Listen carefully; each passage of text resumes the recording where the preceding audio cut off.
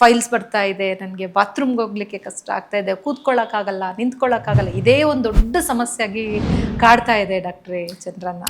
ಖಂಡಿತ ಮೇಡಮ್, ಖಂಡಿತ. ನೋಡಿ, ಮಲ ವಿಸರ್ಜನೆ ಬಹಳ ಮುಖ್ಯ. ಆರೋಗ್ಯವಾದಂತಹ ಸಾವಯವ ಭರಿತ ಆಹಾರವನ್ನು ಸೇವಿಸ್ತಕ್ಕಂಥದ್ದು ಬಹಳ ಮುಖ್ಯ. ದೇಹಕ್ಕೆ ವ್ಯಾಯಾಮ ಬಹಳ ಮುಖ್ಯ. ಜೀರ್ಣಾಂಗಗಳಿಗೆ ಆರೋಗ್ಯ, ವ್ಯಾಯಾಮ ಬಹಳ ಮುಖ್ಯ. ಮನಸ್ಸಿಗೆ ಸಮಾಧಾನ ಬಹಳ ಮುಖ್ಯ. A happy gut leads to a happy person ಅಂತ ಹೇಳ್ತೇವೆ.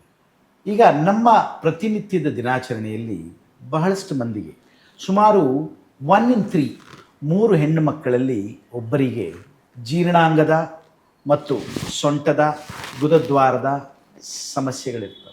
1 in 5 men, ಅಂದರೆ 5 ಪುರುಷರಲ್ಲಿ ಒಬ್ಬರಿಗೆ ಜೀರ್ಣಾಂಗದ ಸಮಸ್ಯೆಗಳಿರ್ತವೆ.